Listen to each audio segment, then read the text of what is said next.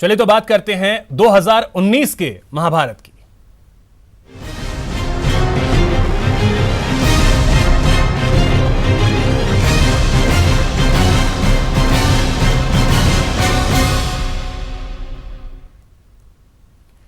तो महासमर के लिए मुख्यमंत्री अशोक गहलोत महाप्रचार में जुटे हैं। आज मैराथन रैलियां की।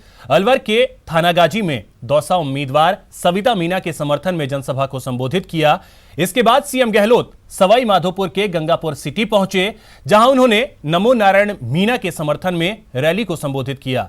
इसके बाद सीएम गहलोत भीलवाड़ा के कारोई पहुंचे, जहां वो रामपाल शर्मा के समर्थन में जनसभा को संबोधित किया, जनता से वोट की अपील की। इस दौरान उन्होंने बीजेपी पर जमकर निशाना साधा और कांग्रेस सरकार की उपलब्धियां गिनाई। सर्जिकल स्ट्राइक पे पूरे देश को गर्व होता है। जैसे इंदिरा गांधी जी ने पाकिस्तान के 2 टुकड़े कर दिए, बांग्लादेश बना दिया, 93,000 उनके जनरल, कर्नल, मेजर्स, उनकी आर्मी को सरेंडर करवा दिया हथियारों के साथ में। उस पर भी पूरे मुल्क को गर्व हुआ था। और अटल बिहारी वाजपेयी जी को कहना पड़ा पार्लियामेंट में, इंदिरा गांधी ये दुर्गा का रूप है। तो वो गर्व कोई कम नहीं था देशवासियों को। पर कभी भी उसका फायदा कांग्रेस ने राजनीतिक रूप से चुनाव में उठाने का प्रयास नहीं किया। ना कायदा होता है, सैनिकों का शौर्य पराक्रम का पूरे देश को गर्व होता है। पाकिस्तान में जो जिस प्रकार से सैनिकों के शासन बार बार हुआ, हमारे मुल्क में 70 साल में सैनिक और सेनाओं को अलग रखा गया राजनीति से। पहली बार राजनीतिकरण करने का प्रयास किया जा रहा है। बीजेपी की सोच नहीं, आरएसएस की सोच नहीं, ये आपको सोचना पड़ेगा। मैं मुख्यमंत्री प्रथम सेवक हूँ राजस्थान का, मेरा फर्ज बनता है मैं राजस्थान की जनता को आगाह करूँ। इन लोगों के रहते हुए देश का भला नहीं होने वाला है। आज तमाम विपक्षी पार्टियां कहती है, चाहे कम्युनिस्ट पार्टियां हो, चाहे कांग्रेस हो, चाहे कोई पार्टी हो, देश को खतरा है, लोकतंत्र को खतरा है, संविधान को खतरा है। वो सोच के कह रहे हैं। और बुकलाए में मोदी जी उनके पूरे अमित शाह 2 लोग राजी कर रहे हैं, बाकी बीजेपी में किसी की नहीं चलती। बुकलाए में है कि सीबीआई, इनकम टैक्स, ईडी सबका दुरुपयोग हो रहा है, जुडिशरी को कमजोर किया जा रहा है, आरबीआई को कमजोर किया जा रहा है। स्पष्टता कमजोर हो जाएगी तो मैं समझता हूँ लोकतंत्र खतरे में पड़ जाएगा। समझने की बात है, कानून का राज रहना चाहिए, ये हमारी सबकी कोशिश होनी चाहिए। उनकी तरह राहुल गांधी जी कोई बात कहेंगे तो करके दिखाएंगे। उनकी तरह खाली झूठे वादे नहीं करेंगे, उनकी तरह जुमलेबाजी नहीं करेंगे। काला धन लेके आऊंगा, 1 रुपया लेके नहीं आया। महंगाई कम कर दूंगा, कोई महंगाई कम नहीं हुई। किसान बर्बाद अलग हुआ है, ऊपर का पूरा मूल्य मिलता नहीं उसको। 2 करोड़ नौजवान नौकरी दूंगा प्रति वर्ष, कोई वादा पूरा नहीं हुआ। 15 लाख की बातें छोड़ दो, खाते मारे। तो इस प्रकार से राज करना मैं समझता हूँ पहली बार मैंने अनुभव किया है कि राज इस प्रकार से 5 साल निकले हैं कि पूरी तरह घृणा का माहौल है, नफरत का माहौल है, अविश्वास का माहौल है, संवेदनहीनता का माहौल है और हिंसा का माहौल है। ऐसे देश आगे नहीं बढ़ सकता है। जब तक सभी जाति, सभी धर्म के लोग मिलकर नहीं चलेंगे, तब तक हम प्रगति नहीं कर सकते हैं। वहीं मुख्यमंत्री अशोक गहलोत ने उत्तर प्रदेश के मुख्यमंत्री योगी आदित्यनाथ और बीजेपी पर निशाना साधा। मीडिया से बातचीत करते हुए गहलोत ने कहा कि भारतीय सेना को मोदी जी की सेना बताने पर यूपी सीएम के खिलाफ राष्ट्रद्रोह का मुकदमा दर्ज होना चाहिए। वहीं गहलोत ने कहा कि सरकार की आलोचना करने वालों को ये देशद्रोही कहते हैं। असली राष्ट्रद्रोही तो वह हैं जो सीएम रहते हुए कहता है कि भारतीय सेना मोदी जी की सेना है। योगी जी बोल रहे हैं कि ये मोदी सेना है। राष्ट्रद्रोह का मुकदमा तो योगी जी भी चलना चाहिए। जिस प्रकार से ये आवाज उठाते हैं, कोई व्यक्ति आलोचना करता है सरकार की, तो सीधा आता है कि ये तो राष्ट्रद्रोही आदमी है। राष्ट्रद्रोही वो है जो मुख्यमंत्री होते हुए बोलते हैं कि मोदी सेना है। आप कहाँ ले आना चाहते हो देश को? जिस दिन पाकिस्तान की तरह यहाँ सैनिकों का हस्से बनने लग जाएगा तो क्या होगा देश के अंदर? हमारे यहाँ की सेना कभी सोचती नहीं इन बातों को। वो खुद कहते हैं कि हमारा काम देश की रक्षा करना है, हम अपना फ़र्ज अदा कर रहे हैं, राजनीति अपनी जगह अपना काम करे। वो खुद ये बात कहते हैं। और 100-200 लोगों ने पत्र क्यों लिखा हुआ राष्ट्रपति जी को। ये जो घटनाएं हो रही देश के अंदर, इसको गंभीरता से लेना चाहिए देशवासियों को। साथ ही मुख्यमंत्री अशोक गहलोत ने भीमराव अंबेडकर की जयंती पर उन्हें श्रद्धांजलि दी। गहलोत ने अंबेडकर सर्किल पर जाकर बाबा साहेब अंबेडकर की प्रतिमा पर पुष्प अर्पित कर उन्हें श्रद्धांजलि दी। इस दौरान सीएम ने कहा कि अंबेडकर ने शिक्षित बनो का नारा दिया था। आज भी समाज को शिक्षित होने की आवश्यकता है। शिक्षा के बिना जीवन में अंधेरा है।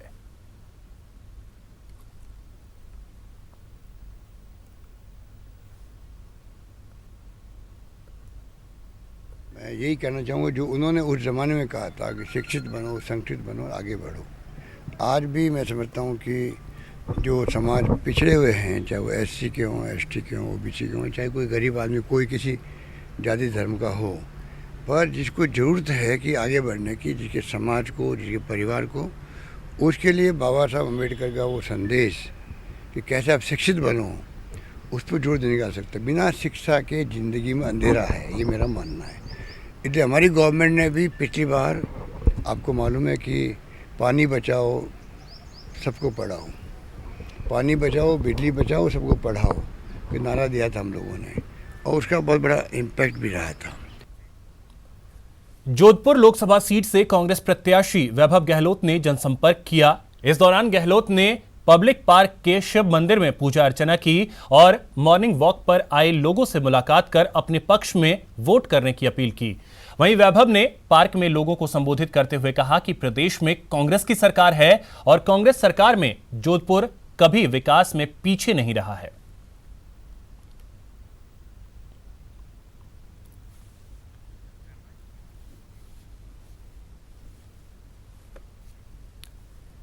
चलिए अब बात करते हैं दौसा सीट की, जहां बीजेपी में उलझा पेच सुलझ गया है और बीजेपी ने दौसा के दंगल में जसकौर मीणा का नाम फाइनल कर दिया। ये रिपोर्ट देखिए।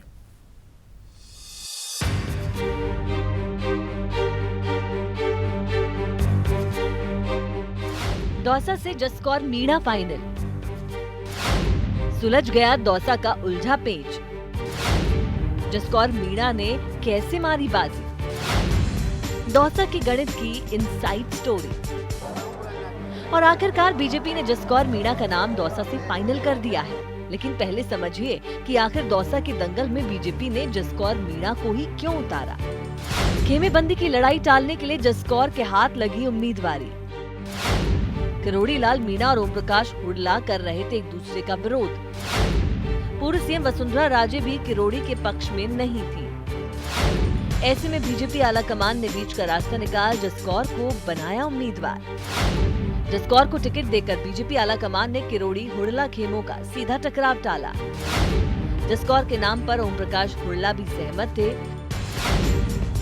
किरोड़ी लाल मीणा खुद या परिवार में से किसी के लिए टिकट चाहते थे, लेकिन दौसा में बीजेपी आलाकमान पर किरोड़ी का दबाव काम नहीं आया। फिलहाल जसकौर को उम्मीदवार बनाने से अब खेमेबंदी का खतरा तो एक बार ही टल गया है, लेकिन भीतर घात की आशंका से अब भी इनकार नहीं किया जा सकता। जयपुर से न्यूज़ 18 के लिए गोवर्धन चौधरी की रिपोर्ट।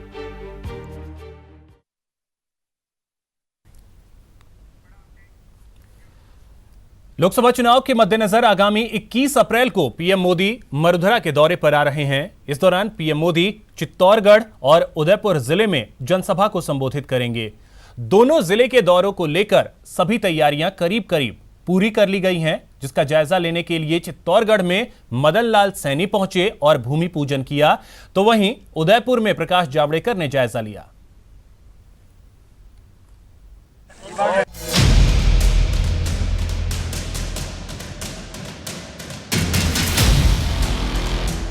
इक्कीस और 22 अप्रैल को पीएम मोदी मरुधरा में भरेंगे हुंकार।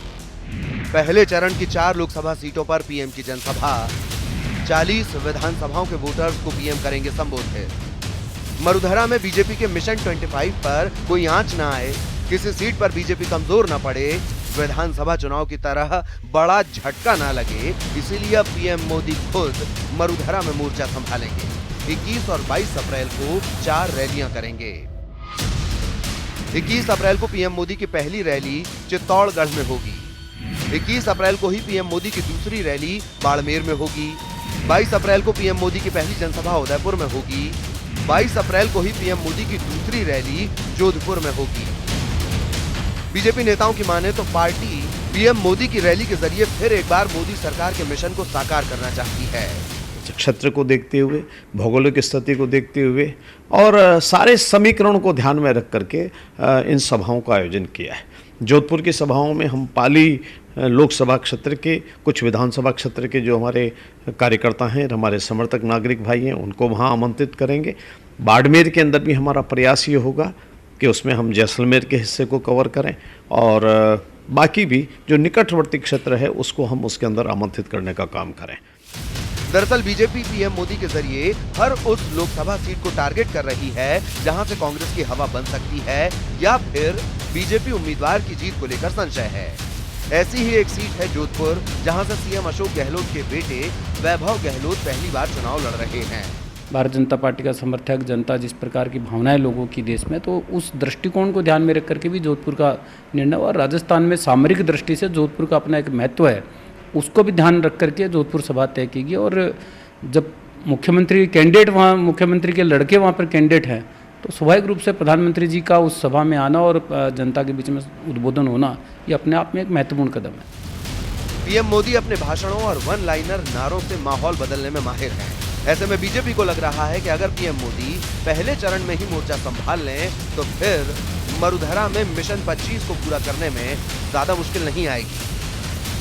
सुधीर शर्मा, न्यूज़ 18, राजस्थान, जयपुर।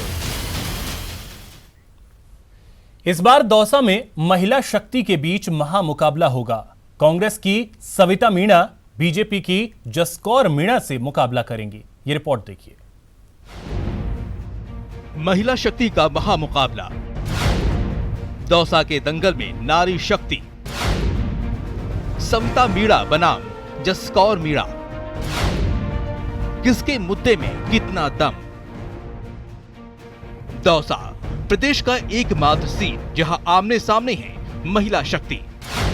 कांग्रेस ने दौसा विधायक मुरारीलाल मीणा की पत्नी सविता मीणा को प्रत्याशी बनाकर महिला कार्ड खेला, तो बीजेपी ने भी पूर्व केंद्रीय मंत्री जसकौर मीणा को प्रत्याशी बनाकर महिला के सामने महिला को खड़ा कर दिया है। अब मुकाबला महिलाओं के बीच है, तो मुद्दा भी महिलाओं वाला ही है। महिला सशक्तिकरण और बालिका शिक्षा को जसकौर मीणा बनाएंगी अहम मुद्दा। जसकौर मीणा का दावा 30 सालों से लगी हूं महिला सशक्तिकरण में। महिला सशक्तिकरण तो मेरा आत्मा का एक अंग है, एक उद्देश्य है। मैं पिछले 30 वर्ष से लगातार बालिकाओं की शिक्षा, महिलाओं को सशक्तिकरण के काम में ही लगी हुई हूँ। जनजाति महिला विकास संस्थान का गठन 25 वर्ष पहले मैंने किया था। आज मैं सोचती हूँ कि लगभग मैंने 20,000 बालिकाओं को, जो कभी शिक्षा प्राप्त नहीं कर सकती थी, उनको मैंने शिक्षा का मुहैया कराई। आज भी 1600 बच्चियां मेरे पास हैं और उन 1600 बच्चियों के अंदर मैं वो देखती हूँ कि भावी भविष्य की महिला देखती हूँ, गृहस्थी की गृहिणी देखती हूँ और वणज व्यापार में उतरने वाली उस लघु उद्यमी को देखती हूँ और साथ ही साथ उस मातृत्व को देखती हूँ जो भारत का भविष्य गढ़ेगी। ऐसी मेरी कामना है। कांग्रेस भी दौसा में महिला मुद्दा भुनाने में जुटी है। महिलाओं के विकास में नहीं छोड़ी जाएगी कोई कमी। महिलाओं के विकास और उत्थान के लिए काम करेंगे। सीएम अशोक गहलोत जी, सचिन पायलट जी, इनको सभी को तहे दिल से धन्यवाद देना चाहूंगी कि इसने आज महिला के ऊपर एक विश्वास करके और टिकट दिया, उसके लिए मैं उनका आभार व्यक्त करती हूँ। महिलाओं के लिए बिल्कुल आवाज उठाऊंगी, उनके विकास के लिए, रोजगार के लिए, जो भी होगा मिलकर पूरा काम करूँगी। फिलहाल दौसा के दंगल में नारी शक्ति का महासंग्राम छिड़ा है, लेकिन कौन मारेगा बाजी, इसलिए करना होगा 23 मई का इंतजार। दौसा से न्यूज़ 18 के लिए आशीष शर्मा की रिपोर्ट।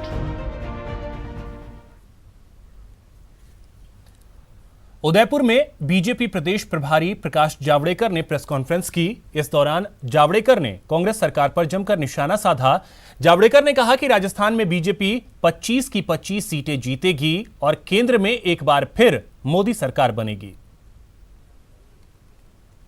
बाकी सभी विपक्षी दलों को ये पक्का यकीन हो गया कि वो हार रहे हैं, भारतीय जनता पार्टी जीत रही है और इसलिए उन्होंने अब ईवीएम का बहाना ढूंढा है, बहाने ढूंढने शुरू किए हैं पराजय के, और इसलिए उन्होंने आज सभी ने मिलकर चुनाव आयोग की मुलाकात की और शिकायतें दर्ज की।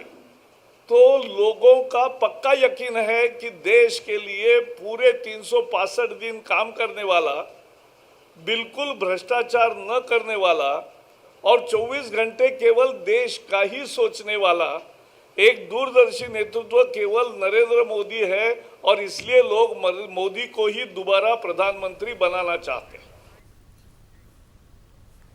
कांग्रेस माइक्रो चुनाव मैनेजमेंट में जुट गई है। कांग्रेस के प्रदेश प्रभारी अविनाश पांडे ने पीसीसी में कांग्रेस नेताओं के साथ लंबी बैठक करके चुनाव मैनेजमेंट, तैयारियों, प्रचार रणनीति और काउंटर स्ट्रेटजी बनाने पर चर्चा की। बैठक में अगले सप्ताह राहुल गांधी के दौरे की तैयारियों पर भी चर्चा हुई। पांडे ने कंट्रोल रूम और वॉर रूम से जुड़े नेताओं को चौकस रहकर काम करने और बीजेपी के प्रचार की तत्काल काउंटर स्ट्रेटजी बनाकर उस पर अमल करने को कहा। पांडे ने कहा कि कांग्रेस बीजेपी को हर मोर्चे पर माकूल जवाब देने के लिए तैयार है। भी केंद्रों को एकत्र कर किस प्रकार से अलग अलग जिम्मेदारियों का वो करना है, उनको चुनाव के लिए तैयारियां क्या करना है, माननीय राहुल गांधी जी की सभाएं होने जा रही हैं, उसके लिए हमें क्या तैयारी करना है, और साथ ही साथ हर रोज़ मीडिया में किस प्रकार से जो कई खबरें जो हैं जो अनुचित तरीके से प्रकाशित की जाती हैं, तो उनको किस प्रकार से काउंटर करना है। तो अलग अलग डिपार्टमेंट, मीडिया डिपार्टमेंट, हमारा पब्लिसिटी और हमारा पब्लिकेशन डिपार्टमेंट जो है, हमारा आईटी सेल है, हमारा सोशल मीडिया है, हर एक का एक रिव्यू लेके उनकी अलग अलग जिम्मेदारियां क्या हो सकती हैं उसका चर्चा और उसके बारे में दिशा निर्देश देने के लिए आज विशेष रूप से। चलिए बात करते हैं बाड़मेर के सियासत की, जहां टिकट कटने के बाद सोनाराम नाराज हैं। बीजेपी कर्नल को मनाने में जुटी है, तो खबर है कि कर्नल घर वापसी कर सकते हैं। ये रिपोर्ट देखिए।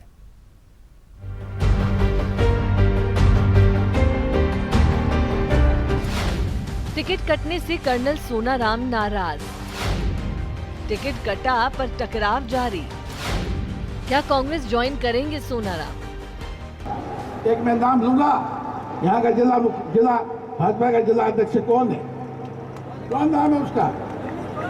उसको तो हटा देना चाहिए था। मेरे साथ रहकर उसने हराया, उसके वार्ड में 400 से पीछे रहा, उसको तो डिसमिस करना चाहिए था। उसने मेरे को हराया, मिल करके सारे पदाधिकारी थे बीजेपी के, उन्होंने मिल करके मेरे को बाड़मेर पंचायत जिला बाड़मेर नगर परिषद से 22,000 से पीछे। सियासी कुर्सी आंखों के सामने से निकल जाए तो बोल विरोधी हो ही जाते हैं। बाड़मेर से कर्नल सोनाराम का टिकट क्या कटा? कल तक बीजेपी के गुणगान करने वाले कर्नल बीजेपी के ही जिला अध्यक्ष पर गंभीर आरोप लगा रहे हैं। अब पहली बार बीजेपी जिला अध्यक्ष दिलीप पालीवाल ने कर्नल सोनाराम के आरोपों का जवाब दिया। बाड़मेर शहर के हमारे जो 40 वार्ड है, 40 वार्ड में भारतीय जनता पार्टी पीछे रही थी। अब वो उन्होंने मेरे ऊपर आरोप लगाए। राजनीति में आरोप प्रत्यारोप चलता रहता है, और जहाँ तक टिकट का प्रश्न है, टिकट के अंदर हमारे से राय मशवरा लिया जाता है। उनके दिमाग में ये था कि जैसे जिला अध्यक्ष से पैनल लिया जा रहा, हमारे यहाँ जिला अध्यक्ष से पैनल नहीं लिया जाता, जिला अध्यक्ष से राय ली जाती है। टिकट कटने के बाद से कर्नल सोनाराम चौधरी बीजेपी से नाराज चल रहे हैं। ऐसे में सवाल है कि बीजेपी के कार्यक्रमों से कर्नल सोनाराम ने क्यों बनाई दूरी? कर्नल सोनाराम का दिल्ली में डेरा डालने का मतलब क्या? क्या कांग्रेस के संपर्क में है कर्नल सोनाराम? क्या कर्नल सोनाराम कर सकते हैं घर वापसी? चुनावी समर में सवाल अहम है और बीजेपी भी इस सवाल से बचती नजर आ रही है। ये भी आ रही है कि कर्नल साहब कांग्रेस ज्वाइन करें। ये मुझे जानकारी नहीं है, ये आप उन्हें पूछो तो अच्छा है। फिलहाल बीजेपी सोनाराम को मनाने में जुटी है, लेकिन सोनाराम के मन में क्या है वो तो सोनाराम ही जाने। बाड़मेर से न्यूज़ 18 के लिए प्रेमदान देथा की रिपोर्ट।